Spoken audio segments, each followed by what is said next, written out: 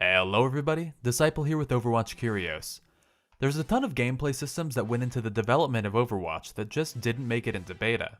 The game was taking a very different direction early on, with similar features to other games and Blizzard franchises that worked elsewhere, but just didn't seem to fit in with the overall vision of the game in the developer's eyes.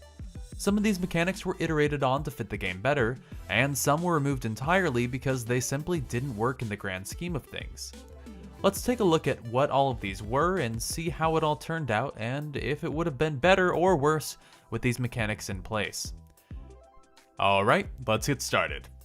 If you take a look in the book that came with the collector's edition, you'll find a mention of a robust talent system that was in place early on in the game. If you're familiar with Blizzard's other games like WoW and Heroes of the Storm, you'll instantly recognize the concept of talents gained by leveling or performing during gameplay.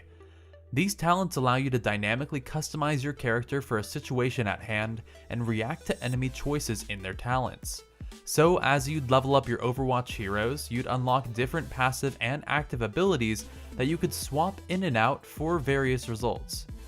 The main reason the system didn't make it starts with the pace of the game.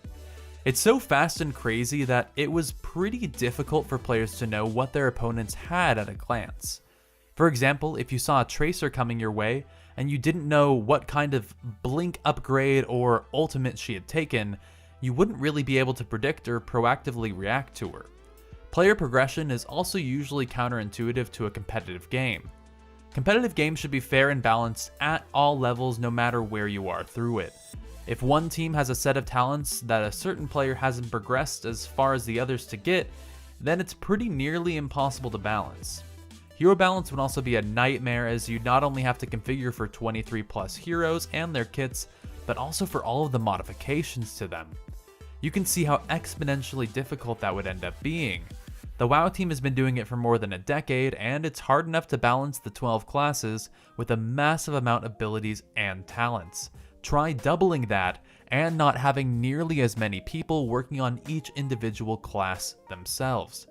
Fun fact, at a certain point, there were 7 different talent builds at once for Reaper alone. You can see how that would have gotten insane for 23 heroes, and it's probably a lot better that this didn't make it into the game since it would have complicated things dramatically, but I still would like to see some sort of ability to change how you play your hero, maybe just slightly altering one ability or something on every hero, just to give them a little bit more of a personal feel. The next attempt at a new progression system took the form of cosmetic-only rewards that were unlocked for individual heroes at certain milestones. As you played, you hit new levels and could add new stuff to your wardrobe to customize your characters.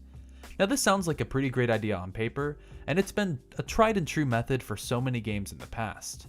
It promoted players to level up and continue progressing and playing the game for a long period of time. During testing though, things went south pretty quickly, as some unexpected behavior started to crop up. When the team tested out the cosmetic progression system, players ended up staying on particular heroes to get that next set of rewards. Much like a WoW class or a hero in the Storm, they continually stay on that hero just to get the next cosmetic upgrade and to get the next level showing off their skills. This was completely counterproductive to the nature of the game, because hero swapping to counter a team comp is absolutely crucial for winning matches in Overwatch, and even though it doesn't happen as much as the developers would like, it's still very important to make sure that it's an option. If you need a Soldier 76 to take care of that Pharah up in the air, but everyone's too busy playing someone else and refuses to switch because they want to earn that next skin or that next chroma, the enemy team will have a pretty constant and direct advantage over you. One of the biggest complaints in games right now is that certain heroes and comps are just not right for given situations, and some players refuse to switch from their favorites or their main hero to help the team. A cosmetic progression system based on individual hero experience would only encourage this behavior and bring more frustration into the mix altogether. Luckily, Blizzard saw the downside to the system and decided it was not the right way to go. Now we have the loot box system for cosmetic items, which is completely dependent of the player's overall progression, and there's no individual hero leveling to be seen when it comes to those rewards. It also allows Blizzard to fund their game and future development and keep those updates to heroes, maps, events, and modes completely free for us if you choose to do so. A hotly debated mechanic early on for both the dev team and community was the team size for a match. Multiplayer shooters vary wildly in team and overall match size. Some massive shooters like Battlefield support up to 64 players, and Blizzard had to find just the right set of players to make a match fit the gameplay that they were designing. Having too few or too many players in a match, even by a number as small as 1 or 2, could drastically alter the strategy, composition, and balance of the entire game. So it's a pretty important factor. Blizzard has played around with a decent number of match sizes, like 8 vs 8 and 12 vs 12, to find that balance. Overwatch is a super fast match experience even with the current 6 vs 6 team size. If we drop down to say 5v5, the pace would definitely have to be a bit slower with 2 people missing from the match in total. Some players have probably experienced this with people leaving teams and can already feel the differences. A slower paced game would affect all kinds of mechanics such as ult charging, overall time to kill, the usefulness of different abilities, and the speeds of various maps and matches. On the opposite end, increasing the size to something like 8v8 would probably speed up the match a lot, and it might be a little bit too hectic for anyone to actually follow, with 4 additional players tossing flashy abilities around. Even though you have more enemies to kill, it's a little bit more snowbally and you can outnumber your enemies much more easily, meaning you could wipe the enemy team and hold your point or the payload a lot easier. 12v12, which was tested as we mentioned before, would be an absolute train wreck if the current systems and map sizes stayed in play. Games like Battlefield have huge maps with large open spaces and tiered or multiple objectives, which can encompass that sort of team size. With the developer's goal to be a fast, hero-centric, skill-driven FPS experience, settling on 6v6 seems to be the Goldilocks zone in terms of balance. Hero selection also comes into play with more people in the match. It's hard enough to nab the heroes you excel at in normal quick play or competitive game, meaning that players have to be pretty robust in their hero pool altogether to make sure they can at least help the team. Increasing the size of the teams means that the player would have to be decent at a much larger set of heroes to find one that could complement the team. One of the most altered and reiterated on systems in the game before beta was the scoring system. The dev team toiled over just how best to display real-time information to the players and exactly what information to display. At first, a standard scoreboard was used that was pretty similar to every other FPS game, where everyone in the match could see at a glance how everyone was performing in terms of score and stats. While this was the accepted standard for the genre, a few problems popped up for the developers that went against the mantra and feel that Blizzard was shooting for. Overwatch was developed as a team-based, objective-centric game. Having a scoreboard with this much detail promoted the behavior of trying to top the charts instead of actually playing the objective.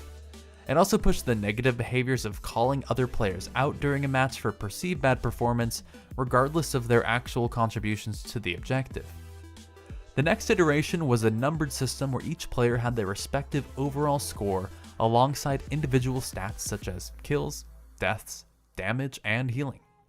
The overall score was visible to everyone while the individual stats were tailored to the player's view instead. This helped curb some of the issues, but still ended up distracting the teams more than a quick view of a scoreboard should. Players would simply call out the lowest scoring player on the team, or they'd compare numbers in situations, and the system didn't give enough information to the player at a glance. This was a scoreboard we saw first after the reveal before beta, and it sparked hot debate around the community about whether or not the scoreboard was a negative thing or not. Players who wanted a more detailed scoreboard spoke of the stats being used to improve their gameplay skills and compare themselves to others so they can try and get better. This is how players have measured their skill against similar players in FPS for years.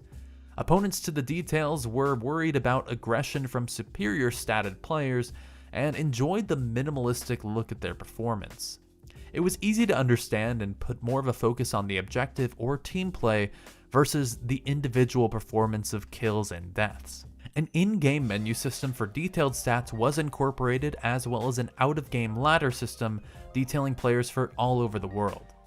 This allows players to compare their stats where it really counts, on a regional or global scale, while not affecting the in-game team cohesion anywhere near as much as an invasive in-game scoreboard might. In the end, Blizzard settled on a medal and basic stats system only visible to the players themselves, while leaving the detailed stats for the players to see and compare in a menu system outside of the matches altogether. This allowed both sides to have what they needed to see at the right time, without distraction and while minimizing threatening behaviors. Even though we see players touting about their own performance negatively towards others and with their own medals, or by watching other players' performance firsthand and making judgment calls to the team, it really feels like the argumentative nature is kept to a minimum without numbers as fuel to keep them going. It also aids in players being much more objective focused and keeping their minds on what really matters, winning the overall match. All in all, it seems like these mechanics were adjusted or removed to get to Blizzard's overall vision of the matches in Overwatch with speed and team play in mind. Some of these features are still debated out in the community today, and I'd love to know what you guys think about them. Is there anything you think should be in the game now that used to be in it or was removed before beta? And are any of these things that you're very glad that you don't have to see anymore? Anyways, thanks so much for watching. If you did enjoy this video, we'd love it if you'd leave a like because it makes me feel good about myself. And I'll see you next time. Peace.